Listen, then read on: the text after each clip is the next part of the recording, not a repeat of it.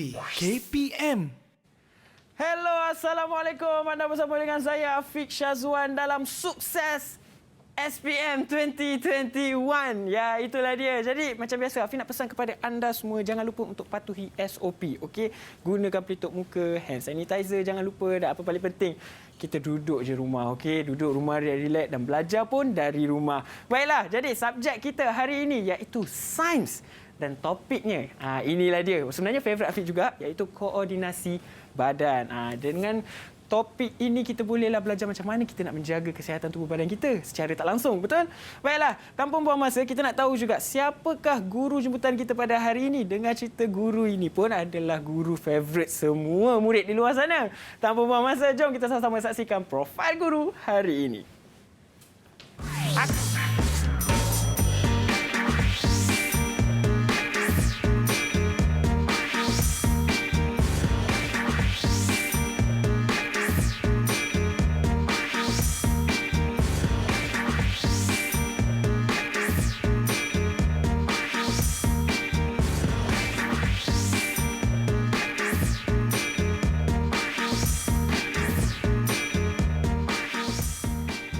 Tak handsome, tak apa. Yang penting sains A+. Sukalah sebenarnya trademark cikgu kita ni. Inilah dia, saya dah bersama dengan Cikgu Remy. Assalamualaikum, Cikgu. Waalaikumsalam. Apa khabar, Afiq? Sihat, Alhamdulillah. Alhamdulillah. Tapi cikgu kata tak handsome, tak apa. Cikgu kita handsome. Itu bonus. Oh, itu bonus. Okey, tapi kalau tak handsome, janji sains A+. Ya. Okey, jadi cikgu, sebelum kita mulakan pembelajaran kita pada hari ini, saya nak buat demonstrasi bersama dengan cikgu. Betul. Iaitu kita nak gunakan hand sanitizer terlebih dahulu. Itu sebaiknya, Afiq. Ya, baik Jom. cikgu. Mari ikut saya. Okey, silakan cikgu gunakan hand sanitizer. Okey. Baiklah. Okey, kemudian saya pula. Okey, inilah dia, kita kena patuhi SOP bersama ya, adik-adik semua. Baiklah, jadi cikgu, sebelum tu saya nak tanya, sebenarnya topik ini mudah tak untuk pelajar memahami dan nak sekolah? Senang ataupun susah? Ataupun mereka akan susah nak menghafal sebab lebih banyak kita nak kena menghafal kan? Betul. Okey, macam Afiq nyatakan tadi, tajuk koordinasi badan ini merupakan banyak perkataan-perkataan yang mungkin sukar untuk murid nak hafal. Ya. Tapi hari ini, Sir Remy datang ke studio Didik TV KPM, Sukses SPM 21 ini untuk mempermudahkan supaya budak-budak ini atau murid-murid kita ini boleh menghafal dengan mudah dan akhirnya skor untuk SPM. Ya. Yang penting apa, Afiq? Yang penting A+. Betul. Yang penting A+, walaupun tak handsome. Tapi Okey. Afiq package lah. Alhamdulillah. A+ kat saya. Tak adalah. Okey, baiklah. Jadi sekarang ni kita nak berehat terlebih dahulu, cikgu. Baik. Dan selepas ini kita akan sambung sesi pembelajaran kita. Jadi jangan ke mana-mana, terus setia bersama dengan kami dalam Sukses SPM 2021. Didik TV KPM. Cara-cara membasuh tangan dengan betul.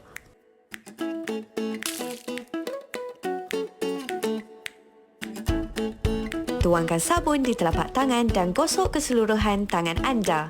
Ikuti langkah seperti ini selama sekurang-kurangnya 30 saat ke 1 minit.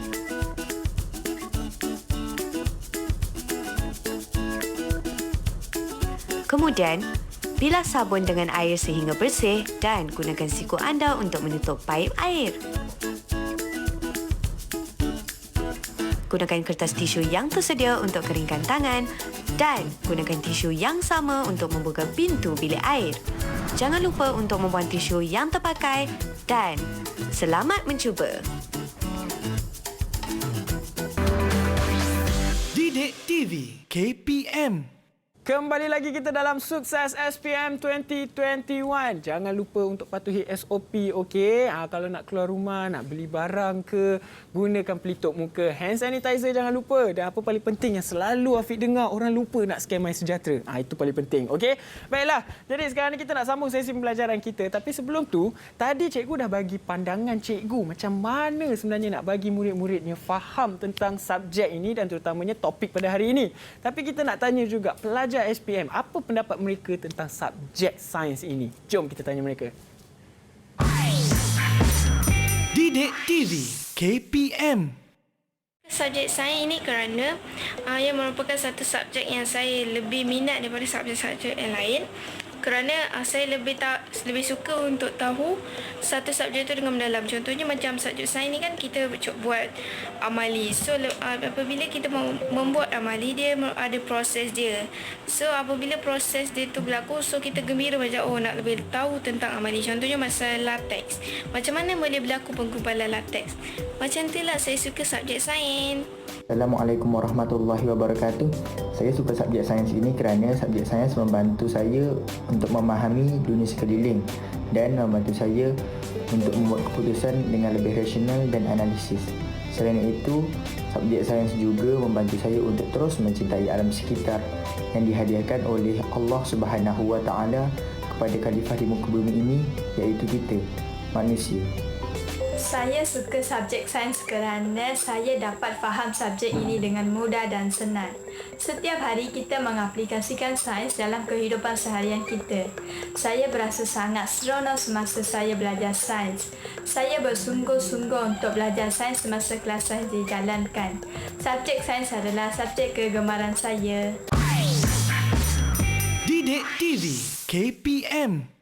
Ya, itulah dia pandangan calon. Sebenarnya ramai pelajar-pelajar SPM kita yang menggemari subjek sains ini. Jadi sekarang ni Afi nak memperkenalkan kepada anda semua 6 student daripada SMK Durian Tunggal Melaka yang akan bersama dengan kita sepanjang sesi pembelajaran kita pada hari ini. Jom kita berkenalan bersama dengan mereka. Mana wajah mereka ni? Assalamualaikum semua. Apa khabar? Sehat? Okey, buka mic. Ya, hai. Sehat. Salam. Oh, ada dekat pokok pisang tu. Okey, baiklah. Tanpa buang masa, Afi nak minta seorang demi seorang untuk perkenalkan diri anda semua. Okey? Silakan. Assalamualaikum warahmatullahi wabarakatuh dan selamat sejahtera. Saya Fatim Farhana binti Kapar. Boleh panggil saya Fatim dari SMK Durian Tunggal Melaka. Cita-cita saya ingin menjadi seorang guru. Hai Abang Afiq. Hai. Okey, thank you. Seterusnya. Assalamualaikum dan selamat sejahtera. Nama saya Muhammad Ashraf Huzaimi bin Mahad dari SMK Durian Tunggal. Boleh panggil saya Acap. Cita-cita saya nak jadi paramedik. Hai Abang Afiq. Hai. Wah, jadi paramedik. Okey. Seterusnya.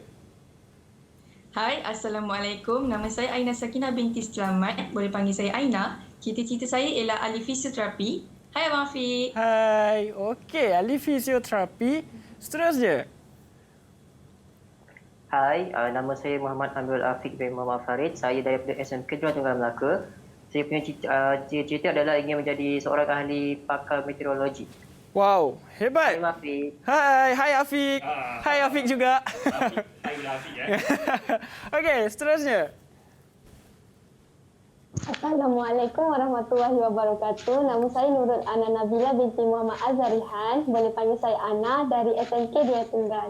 Cita-cita saya untuk jadi ahli psikologi. Hai Abang Afiq. Hai. Okey. Seterusnya. Assalamualaikum dan selamat sejahtera. Nama saya Abdul Muttalib bin Abdul Razak. Boleh panggil saya Talib. Cita-cita saya nak jadi seorang peguam. Hai abang lelaki di telefon. Hai. Okey, baik. Takut saya. Okey. Seterusnya, yang terakhir sekali. Dah semua dah 6 orang dah semuanya? Oh, dah 6 orang dah? Ya. Okey, baiklah. Ya, itulah dia semua dah perkenalkan diri masing-masing. Wah, seronok masing-masing usik saya ni. Baiklah, jadi sekarang tanpa membuang masa, kita nak teruskan sesi pembelajaran kita bersama dengan Sir Remy. Silakan Sir Remy. Terima kasih Afiq. Sama-sama. Okey, jadi hari ini Sir Remy berbesar hati kerana Afiq juga sudi menjadi murid Sir Remy pada hari ini ya. Okey, jadi Afiq macam Afiq dah terangkan, apa yang kita akan belajar pada hari ini ialah bab 7 tingkatan 4 iaitu koordinasi badan, di mana slot ini sesuai untuk pelajar-pelajar yang akan menduduki SPM 21 sebagai persediaan dan juga ulang kaji sebelum melangkah masuk ke Dewan Perpesaan.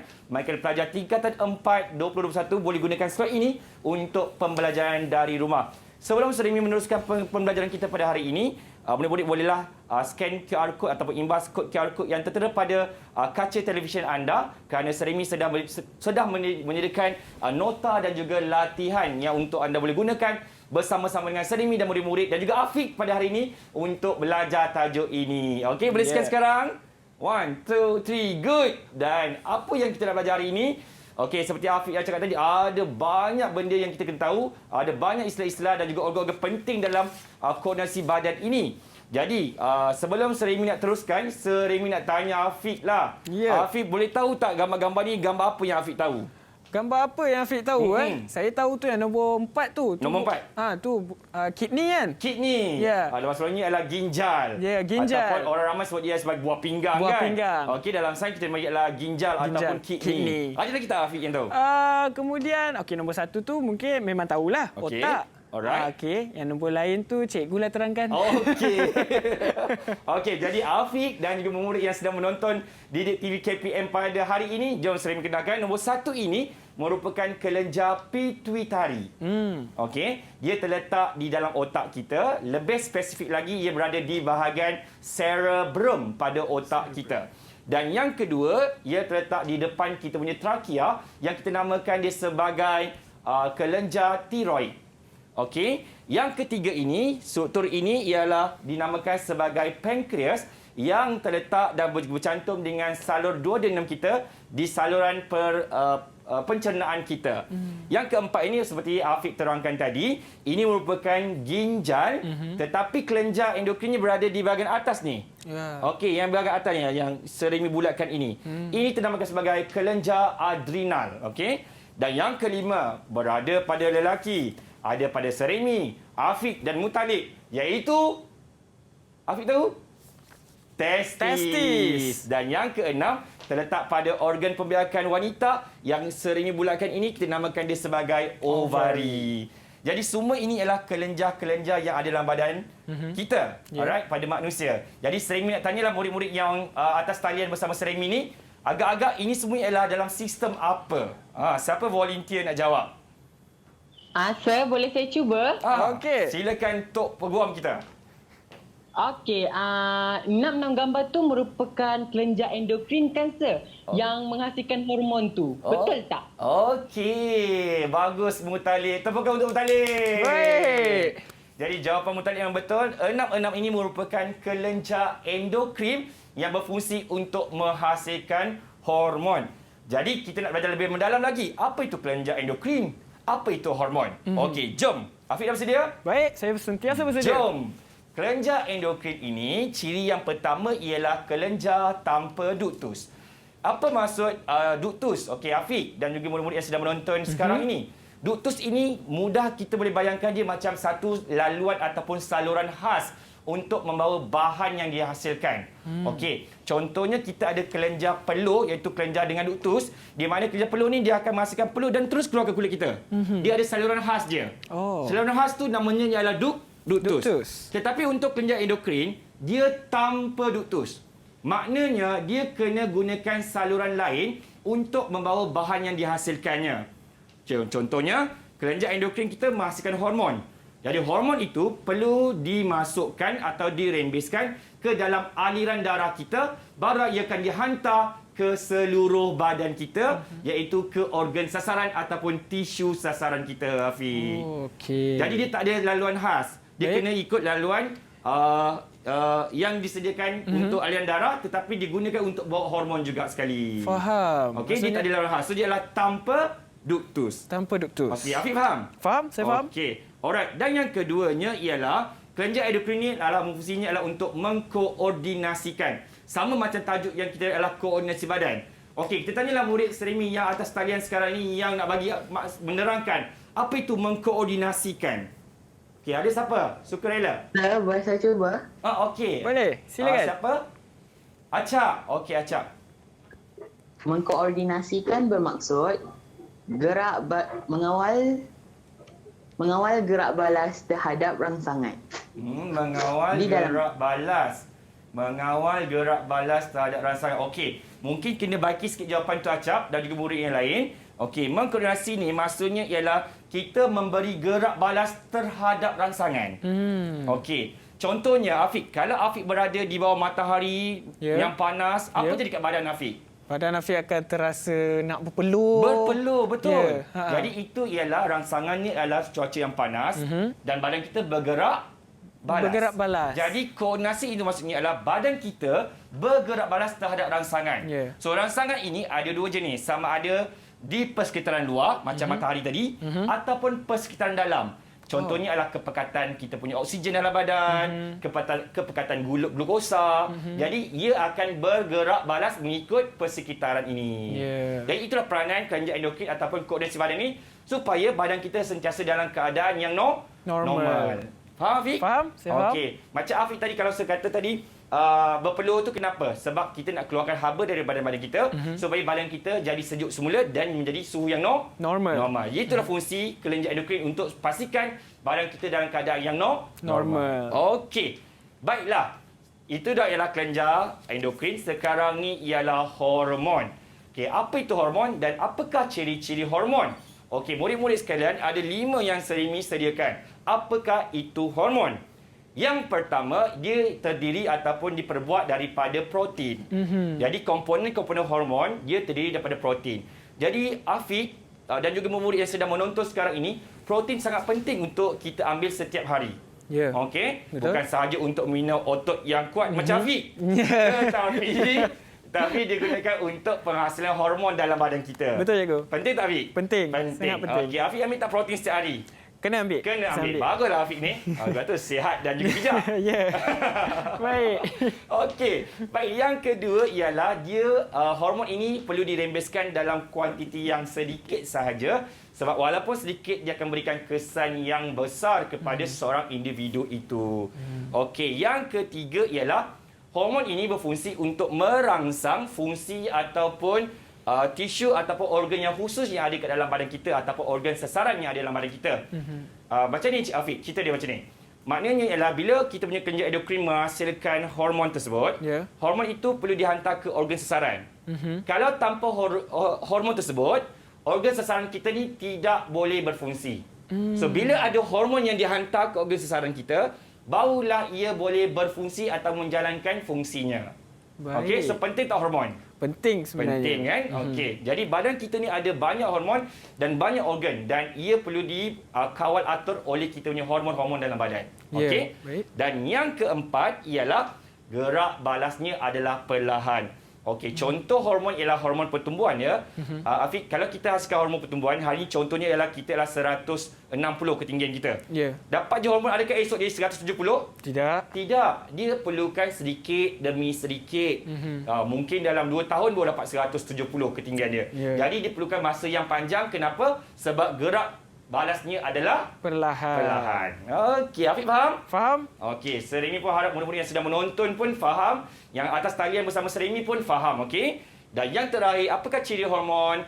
Kesannya adalah lama. Walaupun sedikit, tetapi ia adalah satu jangka masa yang panjang. Okey? Jadi dia punya kesannya adalah dalam jangka masa yang lama atau panjang. Baik, Cikgu. Sebelum kita berehat terlebih dahulu ni, saya ada satu soalan sejenis protein. Protein ini diperlukan dalam badan, dalam tubuh badan. Tapi sekiranya seseorang itu terlebih pengambilan protein dia, apa yang akan terjadi pada tubuh badan dia? Okey, Afiq, kita pun ada kalau kita dekat Malaysia ini, kita ada pinggan sihat Malaysia ataupun kita punya amalan ialah suku-suku separuh. Jadi kuantiti protein yang ditetapkan adalah yang ditetapkan lah. Jadi kalau kita berlebihan, akan menyebabkan kita berlebihan protein dan menyebabkan berlaku pendeaminasian oleh hati kita. Jadi hati kita akan bekerja dengan lebih keras untuk menyingkirkan amino asid ataupun asid amino atau protein yang berlebihan dalam badan kita ni. Baik, Cikgu. Jadi bahaya Afiq. Kena ikut dalam sukatan yang diberikan. Okey, baiklah. Jadi satu ilmu yang sangat berguna buat kita kan. Okey, jadi sekarang kita nak berehat terlebih dahulu dan pelajar-pelajar di rumah, murid-murid semua jangan ke mana-mana, terus stay bersama dengan kami dalam Sukses SPM 2021. Didik TV KPM. Cegah COVID-19, elakkan 3C, amalkan 3W norma baharu di tempat kerja. Penularan wabak COVID-19 yang melanda negara kita dan seluruh dunia telah merubah kehidupan kita dari kebiasaan lama kepada norma baharu.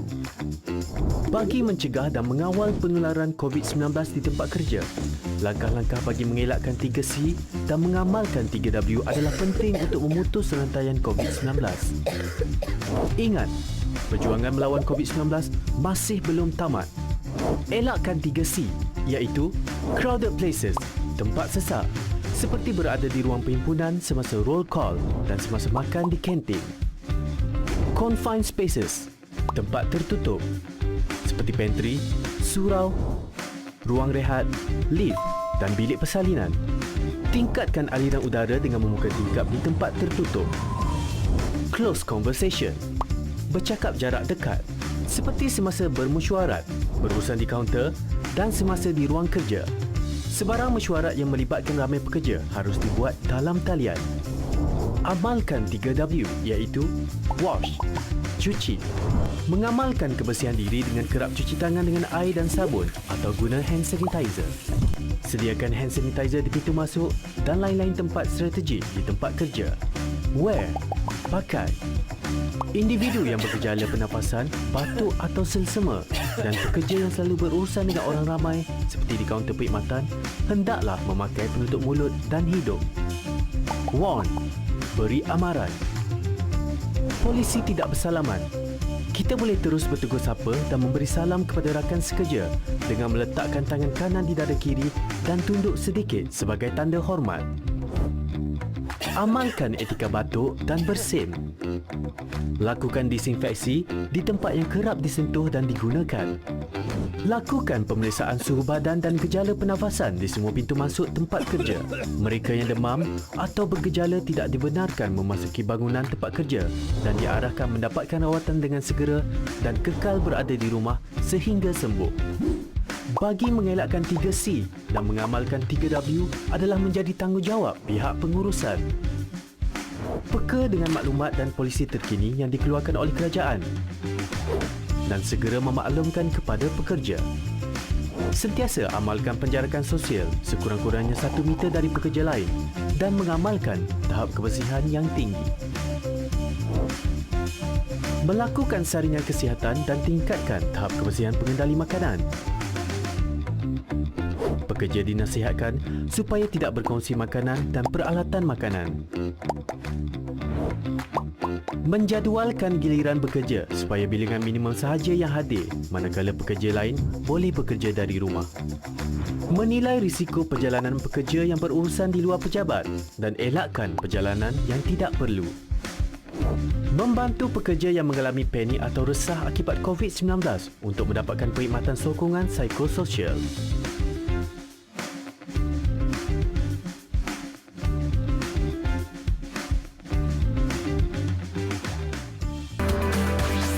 Didik TV KPM. Kembali lagi kita dalam Sukses SPM 2021. Jangan lupa untuk kita patuhi SOP. Okey, gunakan pelitup muka, hand sanitizer, jangan lupa untuk pakai dan apa yang paling penting, kalau kita ke mana-mana premis, jangan lupa untuk scan MySejahtera. Okey, baiklah kita nak sambung lagi sesi pembelajaran kita pada hari ini dengan subjek sains bersama dengan Cikgu Remy. Silakan Cikgu. Terima kasih Hafiz. Ya, Kembali lagi sama-sama. kita. Tadi kita dah buat pengenalan berkenaan dengan sistem kelenjar endokrin dan juga hormon. Betul Hafiz? Betul. Jadi sekarang kita akan mendalam lagi dan juga menghayati apakah yang terkandung dalam topik ini. Jadi kita dah belajar sekarang ni Seremi nak uji minda yang pertama dalam kalangan murid-murid Seremi yang atas talian ini untuk mengenal pasti ke 5 pada lelaki dan 5 pada perempuan kelenjar endokrin dan apakah hormon yang dihasilkan. Okey, yang pertama, siapa ingin cuba? Silakan.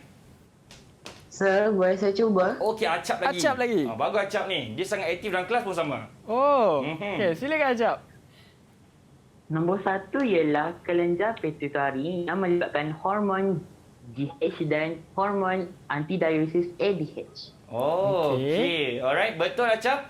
Iaitu kelenjar pituitari dia akan menghasilkan, sebenarnya ada banyak hormon, Afi. Tapi untuk level SPM hanya murid kena ingat 2 saja, iaitu hormon antidiuresis ADH ataupun hormon pertumbuhan GH, growth hormone. Okey. Alright, yang kedua, okey, terletak di trakea. Siapa nak cuba? Boleh saya cuba, Sir? Okey, Aina. Nombor 2 itu ialah kelenjar tiroid. Ia menghasilkan hormon tiroksina. Okey, senang je murid-murid yang sedang menonton. Tanya Aina jawapan yang tepat. Thyroid di kita punya trakea, hormonnya ialah tiroksina. Saya ulang sekali, thyroid, hormonnya ialah tiroksina. Okey? Baik, yang ketiga. Okey, terletak di atas ginjal kita. Siapa ingin cuba? Sir, boleh saya jawab? Okey, Fatin, silakan. Okay. Peringkat nombor 3 tu itu adalah kelenjar adrenal. Dia merembeskan hormon adrenalina. Okey. Senang. Tanya Fatin. Afiq pun boleh ingatkan? Kelenjarnya adalah adrenal. Dan hormonnya adrenalina. Tambah adrenalin. INA belakang dia. Kelenjar adrenal, hormonnya adalah hormon adrenalina. Sedap kan nama dia kan? Sedap. Nanti boleh letak nama anak Nur Adrenalina. Tak apalah cikgu, takut. Canggih sikit nama kan? Okey. Nombor 4 pula. Okey, terletak di bahagian kita punya abdomen. Siapa nak cuba? Okey. Siapa? Ya, boleh saya cuba? Okey, Ana, silakan. Yang keempat ialah pankreas. Pankreas menghasilkan hormon insulin dan glukagon. Okey. Pandai, Ana. Pankreas, dia akan menghasilkan insulin dan juga hormon glukagon. Tapi murid dapat hafal insulin pun dah mencukupi untuk level SPM ini. Mungkin Ana ni terlebih baca buku rasanya. Hebat sangat ni. Hebat sangat ni. Okey. Baiklah, seterusnya nombor 5. Okey, ia terletak pada organ pembiakan wanita. Siapakah pecinta wanita nak jawab? Silakan. Siapa? Afiq. Boleh saya cuba jawab? Memang dah tak salah orang lah. Okey, jangan buat malu saya, Afiq. Jangan malukan saya, Afiq. Okey, nombor 5 itu adalah ovari. Ia merembeskan hormon estrogen dan juga progesteron, sir. Betul. Pandailah Afiq. Afiq kat studio pun pandai. Yang dekat Melaka pun pandai juga. Jadi itulah ovari. Semua orang tahu dia adalah ovari. Dia ada menghasilkan 2 jenis hormon iaitu estrogen dan juga progesteron. Dan yang keenam, yang terakhir ada pada lelaki. Bukan pecinta lelaki, tapi siapa nak jawab? Okey. Siapa? Boleh saya cuba? Boleh. Silakan, Mutalib. Silakan. Gambar yang keenam tu ialah testis, di mana ia menghasilkan hormon testosteron. Senang saja. Tahniah Mutalib. Macam tu dia bagi jawapan. Macam tu je dia bagi jawapan. Macam tu dia bagi. Jadi seribu berharap yang sedang menonton sekarang ni pun senang je menjawab. Testis, ingat testosteron. Testis, ingat testosteron. Okey. Alright, Afiq pun boleh jawab kan? Boleh. Okey. Jadi kita dah tahu berkenaan dengan apakah struktur tersebut, kelenjar endokrin yang terlibat, apakah hormon yang dihasilkan. Sekarang ini kita belajar mendalam lagi apakah fungsi setiap hormon-hormon itu dalam badan kita. Okey, ini yang penting sekali. Baiklah, murid-murid Serimi pun dah telah buat pengkajian lebih awal, pembacaan lebih awal. So kita akan minta murid-murid Serimi hari ini membuat pembentangan hasil pembacaan mereka terlebih dahulu. Okey. Ini merupakan kelenjar pituitari. Dia terletak di dalam otak kita. Okey, kalau Afiq dan juga murid yang sedang menonton sekarang ni, yang kita dah belajar sebelum ini, otak ada 3 bahagian. Yang paling besar kita namakan dia sebagai cerebrum. Okey. Alright, kita namakan dia sebagai cerebrum. Okey, sorry. Seremi nak padam. Terlajak pula lukisan dia. Okey. That's all. Okey. Yang ini, yang besar ini namanya adalah cerebrum. Okey. Dan yang kecil ini di bawah ini namanya adalah cerebellum. Tadi cerebrum. Ni cerebellum. Okey, dan ini adalah medulla oblongata. Okey, dan kelenjar pituitari ini dia terletak di bawah cerebrum. Okey, di bawah cerebrum. Okey. Jadi dia akan menghasilkan 2 jenis hormon. Okey, siapa murid Serimi nak terangkan hormon tersebut dan apakah fungsinya? Silakan, siapa volunteer? Boleh saya cuba? Okey, siapa? Acap. Okey, Acap silakan. Kelenjar pituitari ni dia ada 2 hormon, iaitu hormon antidiuresis, ADH, yang berfungsi untuk mengawal air yang diserap semula oleh ginjal, dan hormon bahan GH yang terbahagi kepada 2 peringkat, iaitu peringkat kanak-kanak yang merangsang pertumbuhan dan peringkat dewasa yang merangsang pertumbuhan jisim tulang dan jisim otot. Okey. Boleh jawapan yang boleh dikatakan baik. Tahniah Acap. Okey, Serimi nak ulas sikit lagi. Alright, hormon antidiuresis ataupun ADH ini dia adalah untuk mengawal jumlah air kencing dalam badan kita ataupun yang kita singkirkan. Jadi kalau kita singkirkan dengan banyak, ia akan menyebabkan kita kekurangan air. Jadi kalau ia tak menghasilkan ADH, ia akan menyebabkan kita akan rasa dahaga dan air kencing akan dikeluarkan dengan banyak. Penyakit itu dinamakan sebagai diabetes insipidus. Jadi bahaya ya Hafiq. Jadi ADH ini adalah mengawal jumlah air di dalam badan kita. Okey. Dan yang kedua adalah hormon pertumbuhan. Nama pun hormon pertumbuhan. Semestinya ia terlibat dalam pertumbuhan kanak-kanak dan juga orang dewasa. Okey. Baiklah, ada siapa nak tanya soalan ke? Ada? Boleh saya tanya? Okey. Baik, Acap. Betul ke kelenjar pituitari itu dikenali sebagai kelenjar induk? Alright, bagus soalan Acap. Okey, jadi adakah kelenjar pituitari ini dinamakan sebagai kelenjar induk? Jawapannya adalah ya. Kenapa ya Afiq? Sebab kelenjar pituitari ini adalah merupakan kelenjar utama dalam badan kita. Di mana dengan adanya kelenjar pituitari ini, ia mengawal semua kelenjar endokrin yang ada di dalam badan kita. Dia kawal pankreas, dia kawal adrenal, dia kawal testis atau ovari dan sebagainya. Disebabkan itulah kita gelarkan kelenjar pituitari ini atau dipanggil sebagai kelenjar induk. Okey, faham tak Acap? Okey. Faham Acap? Faham. Alright. Okay, seterusnya adalah kelenjar tiroid. Okey, dia terletak di trakea kita. Siapa murid Serimi nak cuba menerangkan apakah hormonnya dan apakah fungsi hormon tersebut? Boleh saya cuba, Sir? Okey, Aina nampak cantik Aina dekat dalam TV. Silakan Aina. Kelenjar tiroid ini menghasilkan hormon tiroksina. Ia berfungsi mengawal metabolisme badan dan mengawal pertumbuhan dan perkembangan fizikal dan mental dalam kanak-kanak. Okey, macam tadi tiroid, hormonnya adalah tiroksina. Tanya Aina. Dan penerangan Aina pun juga adalah tepat. Yang pertama ialah untuk mengawal kadar metabolisme badan. Apa itu metabolisme? Dia adalah tindak balas biokimia yang berlaku di dalam badan kita. Okey, kalau lebih aktif seorang itu, jadi kadar metabolismenya lebih tinggi. Okey, so ia dikawal oleh tiroksina dalam badan kita. So kalau kita lesu je, kemungkinan orang itu kekurangan tiroksina. Okey, dan yang kedua ialah untuk mengawal pertumbuhan mental dan fizikal bagi kanak-kanak. Ia bersama-sama dengan hormon pertumbuhan yang dihasilkan oleh pituitari tadi untuk membantu pertumbuhan. Okey, cikgu, saya ada soalan. Sekiranya kalau kita membuat latihan ataupun bersukanlah, bersenam, ada kena-mengena tak dengan thyroid ini? Dengan metabolisme badan. Betul. Jadi bila kita membuat senaman lebih boleh dikatakan sebagai senaman yang aktif ataupun cergas, okey, tiroksina akan dirembeskan dengan lebih banyak. Okey, untuk meningkatkan metabolisme badan kita bagi tujuan pembentukan dan juga pertumbuhanlah. Khususnya adalah bagi pertumbuhan otot dan juga tulang. Okey, so dia membantu untuk pertumbuhan kanak-kanak sehinggalah dewasa macam tu. Baik. Faham tak Afiq? Faham Afiq. Okey, jadi penting tapi tiroksina ini dia bukan semata-mata untuk mengawal pertumbuhan saja. Ia bersama-sama bekerjasama dengan hormon pertumbuhan yang sering terangkan tadi tu. Yang Acap terangkan berkenaan dengan pituitari tadi. Ada hormon pertumbuhan. So tiroksina dan juga hormon pertumbuhan ni bekerjasama dalam badan kita untuk membantu pertumbuhan mental dan juga fizikal. Macam tu. Okey, terima kasih cikgu. Okey, kita beralih ke kelenjar yang seterusnya. Boleh Afiq? Boleh. Kelenjar seterusnya adalah pankreas. Ini biasanya kita dengarlah doktor-doktor kalau pergi hospital je ada masalah dengan pankreas.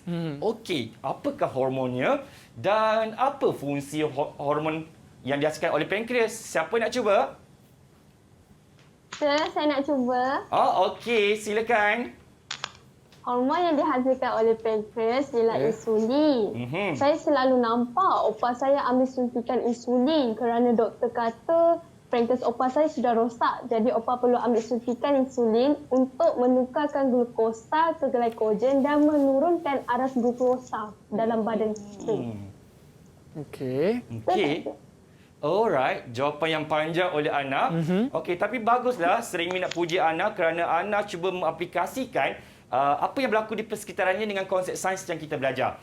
Jadi betul, opa Ana mengalami ada masalah penghasilan hormon insulin, iaitu berfungsi untuk mengawal aras glukosa. Afiq tahu tak glukosa itu apa? Tahu, aras gula. Gula, betul. Sama kita minum makanan yang manis ataupun karbohidrat, dia akan ditukarkan menjadi glukosa dalam badan kita.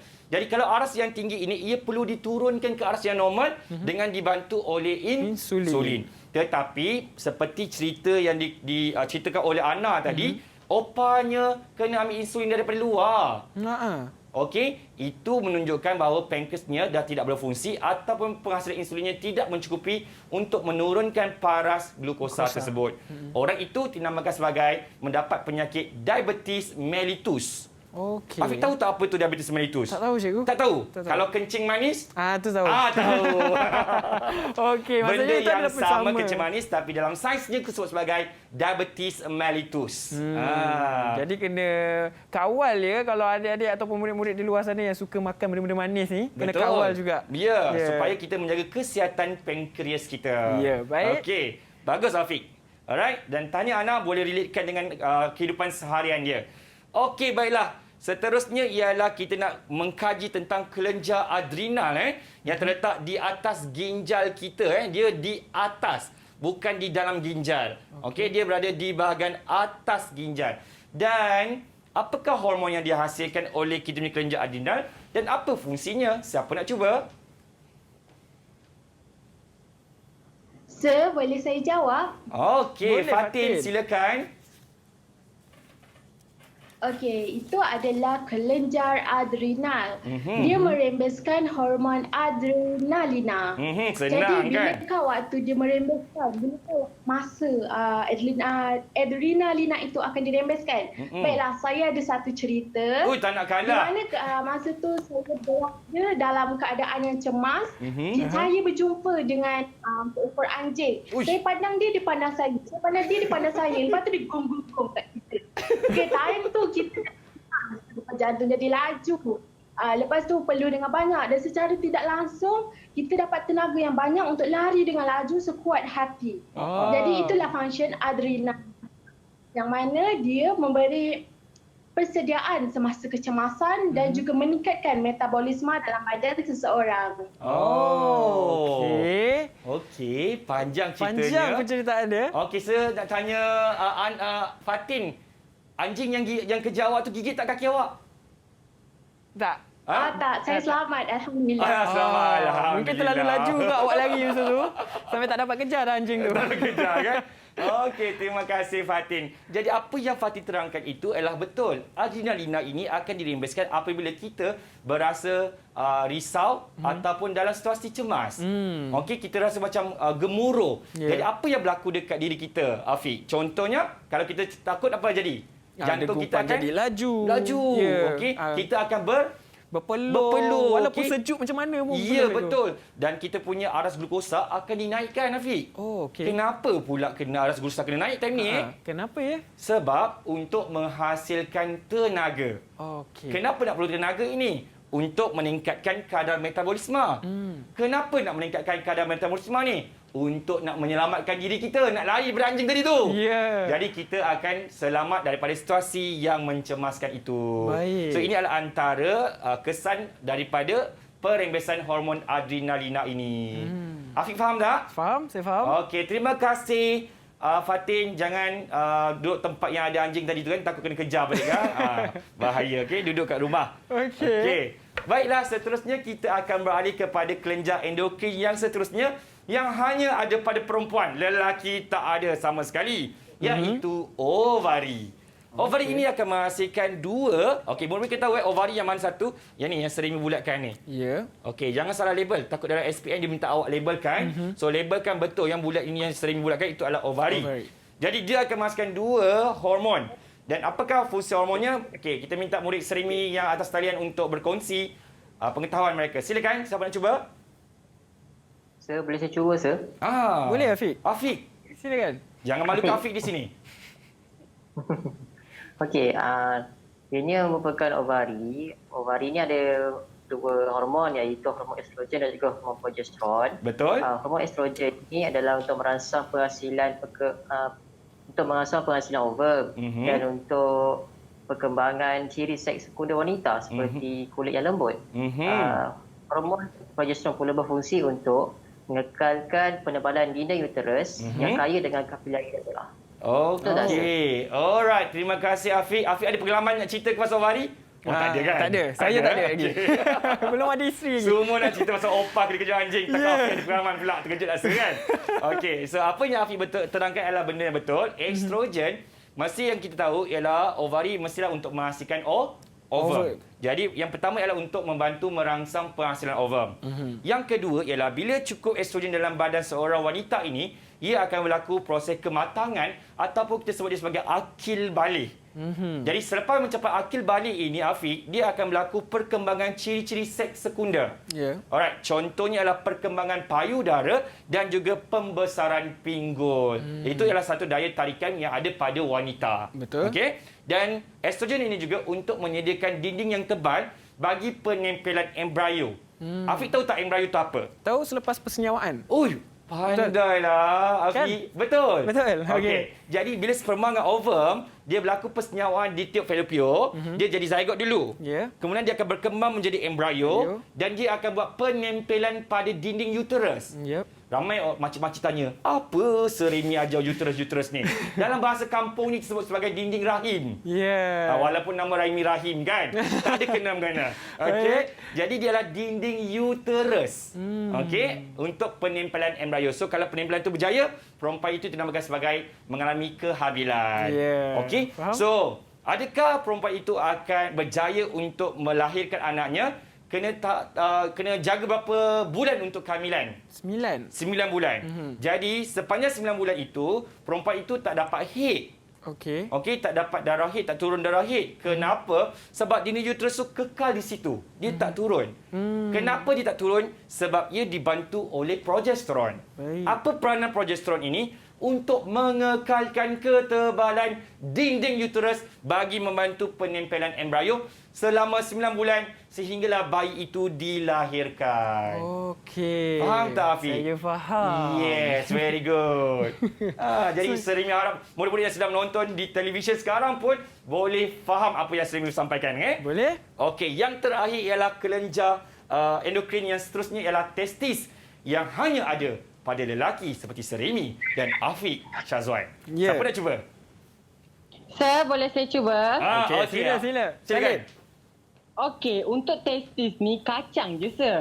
Belagak betul je ni. Dia menghasilkan hormon testosteron di mana testis gunakan hormon tersebut tadi untuk menghasilkan sperma. Betul tak, Sir? Betul. Mestilah lelaki ada sperma. Okey. Kalau tidak takkan terjadilah embrio tadi. Ya, betul. Betul. Okey, Afiq. Mu tanya lagi? Ada lagi? Okey, fungsi lain hormon testosteron ni ialah dia mengawal perkembangan ciri-ciri seks sekunder bagi lelaki. Contohnya, pertumbuhan misai, janggut, menjadi garau dan yang lebih penting, mula tertarik kepada wanita. Wah, itu penting. Saya nak tanyalah, Mutalib dah tertarik wanita ke belum? Of course lah dah. Saya kena makan. Dia nak jawab pun segan-segan. Okey, jadi Seremi balik ni kena siasat siapakah girlfriend dia. Siap, Mutalib. Baiklah. Penerangan yang sangat lengkap. Betul, penerangan yang sangat baik oleh Mutalib. Yang pertama, testis mestilah jawapan dia ialah untuk menghasilkan sperma. Satu markah dah confirm dalam tangan Afiq untuk SPM. Betul. Okey. Dan yang kedua, apabila seorang lelaki itu telah mencapai akil balik ataupun kematangan, akan berlakulah perubahan ciri-ciri seks sekundernya. Contohnya macam yang Mutalib terangkan tadi, okey. Suara garau, pertumbuhan misai, janggut, pertumbuhan otot macam tu dan mula tertarik kepada wanita. Okey.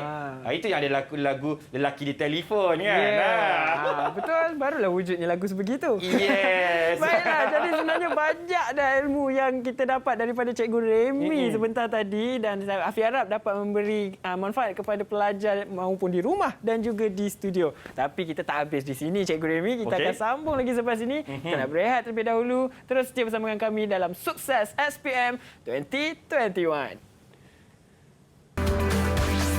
Didik TV KPM.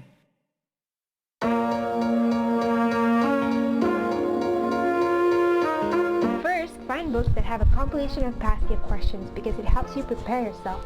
Second, you need to download an app that can help you lock your phone for a certain period of time so that you don't get yourself distracted. Third, you need to make sure that you at the very least score a C credit for your compulsory subject because then you don't have to worry about getting yourself into a good university. Hope this helps! One of the tips that I can definitely recommend is it's always better to study in a group. You get to discuss the question, brainstorm answers, and you can reflect with one another. So remember, always trust in the power of knowledge sharing and you're good to go. Hi, well, my 3 tips for this year's SPM student is to not study last minute, do not overcomplicate your questions, and to always reread the questions and double check your answer. Thank you and good luck. Please stay positive. I know you might feel anxious before you start your exam, but surround yourself with positive friends that can motivate you, and always remind yourself that you have prepared and you are ready to answer the question. Hi! To score A for your SPM, please stay hydrated, have a good rest, and don't forget your breakfast. Okay? Good luck! Didik TV KPM. Kembali lagi kita dalam Sukses SPM 2021. Jangan lupa ya, kalau boleh duduk je rumah diam-diam, kita belajar je dari rumah. Sebab apa? Kita kena patuhi SOP. Kalau nak keluar rumah, gunakan hand sanitizer, gunakan pelitup muka dan jangan lupa untuk scan MySejahtera. Okey? Baiklah, kita nak sambung lagi sesi pembelajaran kita bersama dengan Cikgu Remy. Silakan Cikgu. Alright, terima kasih Afiq. Yeah. Jadi kita dah belajar banyak dah tadi. Betul. Kita akan masuk ke uji minda yang ketiga. Okey, sebelum tu Seremi nak menerangkan format SPM 2021 untuk subjek sains ini. Kita ada kertas 1 dan juga kertas 2. Kertas 1 ialah soalan objektif sebanyak 40 markah di mana dia ada pilihan A, B, C, D seperti yang tertera pada skrin ini. Dan kita juga ada kertas 2 iaitu soalan struktur dan juga soalan esei. Dari mana kita akan tengok selepas ini, okey? Jadi kemungkinan soalan ini adalah berbentuk seperti ini. Okey. Jadi murid-murid yang sedang berada di atas talian dan juga Afiq yang berada di studio ini, untuk kita ada sedikit kuis. Kita nak berlawan antara Afiq menentang pelajar-pelajar daripada SMK Durian Tunggal Melaka. Okey. Adakah Afiq sudah bersedia? Ya, saya dah bersedia dengan... Okey, murid-murid tolong sediakan dengan kad anda A, B, C, D. Okey. Jadi murid-murid akan ditunjukkan pada kamera anda apakah jawapan yang anda pilih ya. Okey, soalannya berbunyi begini, Afiq. Encik Ashraf menghidap penyakit diabetes mellitus kerana kekurangan hormon X. Antara organ A, B, C dan D, yang manakah terlibat dalam merimbiskan hormon X tersebut? Dalam kiraan 3, 1, 2, 3. Tunjukkan jawapan anda. Wah! Oh, Seremi pun tahulah jawapannya ialah D, iaitu kita punya pankreas. Pankreas. Baiklah. Jadi Afiq pun faham, murid-murid kat dalam atas talian pun faham, di rumah pun apatah lagi mesti faham, okey? Ya. Baiklah, kita beralih kepada soalan objektif yang kedua. Afiq sudah bersedia? Baik, saya bersedia. Okey, soalannya berbunyi. Seorang pesakit sentiasa berasa haus dan menghasilkan air kencing secara berlebihan. Ini disebabkan kekurangan penghasilan hormon oleh kelenjar X. Apakah kelenjar X? A adalah pituitari, B adalah adrenal, C adalah pankreas dan D adalah kelenjar tiroid. Dalam kiraan 3, tunjukkan ke anda. 1, 2, 3. Pituitari. Wah, ada yang jawab A, ada yang jawab B. Okey. Afiq rasa jawapan Afiq betul ke? Yakin? Saya yakin sebab tadi cikgu kata dia yang mengawal semua tu. Okey, alright. Jadi, okey, terima kasih. Jawapan yang paling tepat ialah... Jeng, jeng, jeng. Saya yang seronok pula. Okey, Syabas Afiq. Syabas, siapa lagi tadi? Ada yang salah. Sebab apa? Mungkin dia terkeliru bila air kencing dia tengok ginjal kan? Ya. Murid-murid jangan salah. Walaupun kita kata ialah air kencing, yang kawal jumlah air kencing bukan ginjal. Memang ginjal adalah tempat menghasilkan air kencing, tetapi kuantiti air kencing itu dikawal oleh pituitari yang menghasilkan hormon antidiuresis hormon, ADH. Faham tak, Afiq? Okey, faham. ADH. ADH. Jadi, orang ini kita namakan dia mengalami penyakit diabetes insipidus. Okey. Boleh Afiq sebut? Diabetes insipidus. Betul. Betul. Okey. Jadi ejaan tu kena jaga murid yang SPM 2021 ni, ejaan dia diabetes insipidus. Okey, berakhirlah soalan objektif kertas 1. Kita tengoklah contoh soalan bagi kertas 2. Okey, iaitu soalan berbentuk struktur. Okey. Alright, soalan dia ialah Okey, uji minda 5 soalannya adalah Raja menunjukkan seorang lelaki terkejut dan berasa cemas apabila terjumpa seekor ular berbisa semasa sedang bersiar-siar.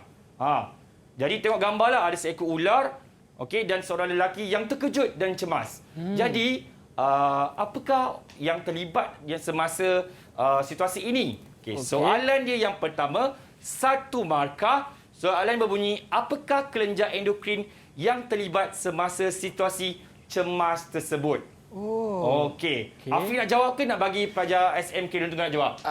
Afiq rasa ni macam ada kena yang cikgu cakap pasal boleh letak nama anak tu.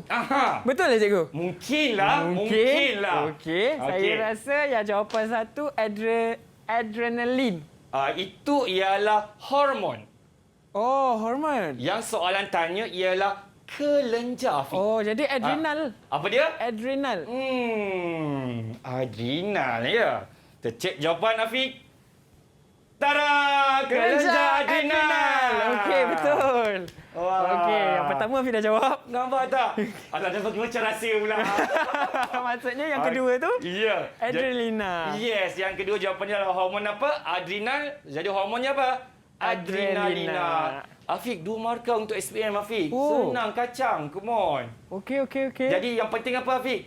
Yang penting tak handsome tak apa, yang penting A+. Yes, baik, Afiq. Okey. Soalan C. Kita mencabar sikit soalan C ni. Baik. Dia adalah membekal sebanyak 2 markah. Okey, nyatakan 2 perubahan yang berlaku kepada lelaki tersebut setelah hormon DB dirembeskan, iaitu hormon adrenalina lah. Okey, kita mintalah murid-murid SMK Kedua Tunggal yang atas talian nak cuba jawab. 2 perubahan. Okey, silakan. Sir, saya nak jawab, Sir. Afiq tak nak kalah Tadi Afiq lawan ni Afiq balik. Teruskan. Tak nak kalah. Okey, teruskan, Afiq. Okey, perubahannya yang pertama ialah kadar glukosa dalam darah akan bertambah. Selain itu, kadar denyut jantung juga akan meningkat. Dan yang terakhir adalah kadar metabolisme juga akan meningkat, Sir. Okey. Jadi jawapan Afiq tadi 3-3 itu mungkin betul, mungkin salah. Jom kita semak jawapan yang tertera pada televisyen anda. Yang pertama, perubahannya ialah meningkatkan kadar denyutan jantung. Jadi Afiq betul tadi jawapan. Yang kedua ialah meningkatkan aras glukosa di dalam darah pun betul juga. Tetapi Afiq dia bagi 3 jawapan. Mungkin ditambah nombor 3 dekat sini. Okey, ini adalah pesanan Seremi kepada calon-calon SPM 21 untuk subjek sains. Jangan sesekali tambahan jawapan. Sebab dia dah nyatakan kat sini berapa? 2. Dia dah boldkan, dia hitam dan tebalkan tulisan itu 2. Jadi pemirsa akan tanda nombor 1, nombor 2 macam tu. Walaupun kat sini salah, nombor 3 ni mungkin betul. Tapi murid-murid tetap akan disalahkan. Dia tak akan dikira. Jadi akan dapat 1 markah saja walaupun nombor 3 ni betul. Okey. Rugi tak, Afiq? Rugi. Jadi sebelum nak beri jawapan, pastikan jawapan nombor 1 dan nombor 2 ialah jawapan yang paling terbaik. Katalah tersalah, potong dan tulis jawapan yang baru. Jangan letak di bahagian nombor 3, 4 dan seterusnya. Okey. Faham tak semua?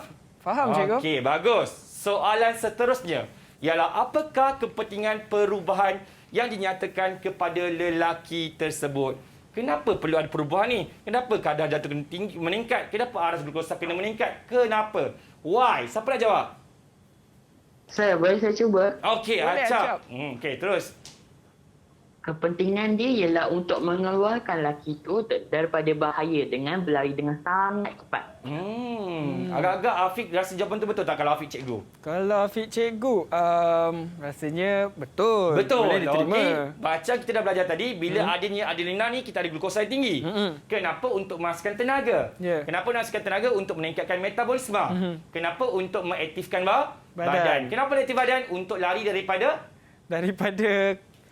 masalah lah tadi tu. Masalah ataupun situasi cemas tadi. Situasi cemas. Jadi jawapannya ialah menghasilkan tenaga untuk menyelamatkan diri daripada situasi cemas tersebut. Okey, baik cikgu. Cikgu, sebelum kita mengakhiri sesi pembelajaran kita pada hari ini, cikgu ada apa-apa rumusan tak? Okey, baiklah kita dah pun sampai ke penghujung ya Afiq. Jadi Seremi mengharapkan apa yang kita belajar pada hari ini sangat je mudah. Afiq pun mau belajar pun dah faham dah. Jadi Seremi mengharapkan murid-murid semua dapat mengulang kaji dan juga memperlengkapkan diri dengan ilmu sistem endokrin ini untuk persediaan menghadapi SPM 2021. Dan yang paling penting, semua murid di Malaysia perlu dapat A+ untuk subjek sains. Baiklah, terima kasih Cikgu Remy dan juga terima kasih juga kepada ke-6 pelajar dari SMK Durian Tunggal Melaka. Tak handsome tak apa, yang penting A+ dalam sains subjek kita ni. Okey, baiklah, jadi itu saja untuk sesi pelajaran pada hari ini. Kalau pelajar-pelajar semua seronok, Afiq pun sendiri seronok. Jadi kita jumpa lagi di episod seterusnya, semuanya dalam Sukses SPM 2021. Saya Afiq Syazwan, bye. Assalamualaikum. Waalaikumsalam.